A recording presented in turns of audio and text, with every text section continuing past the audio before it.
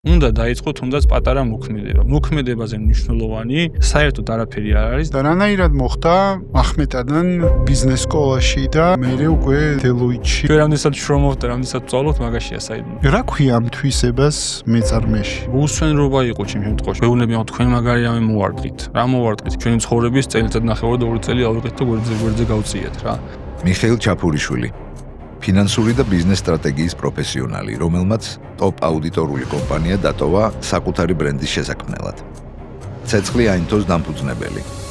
ადამიანი, რომელმაც ქართული მაკდონალდსის შექმნის ამბიცია რეალობად აქცია.